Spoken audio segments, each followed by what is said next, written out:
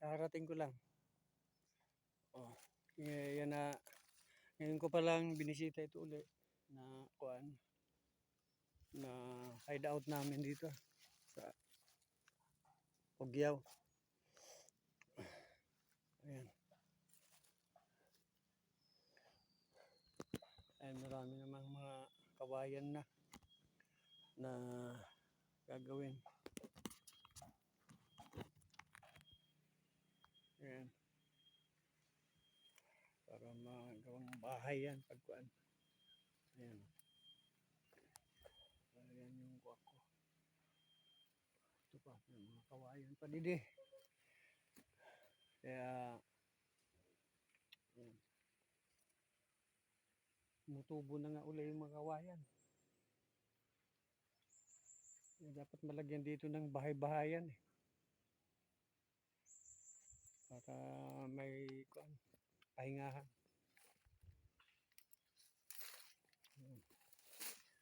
Yung mga kawayan. Doon kami kumukuha ng kawayan. Ayan. Ayan. Ayan kami kumukuha ng kawayan. Ayan.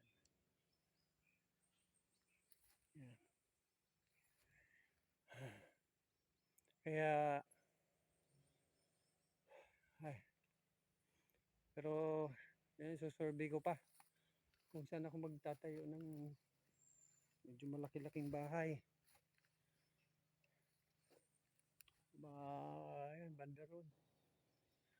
Doon ako magtatayo ng bahay.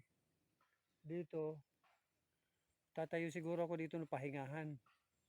Para pag kukuha kami ng kawayan, malapit. Dito puputol-putol kawayan. Kaya, yan ang kuan. Dapat gawin muna.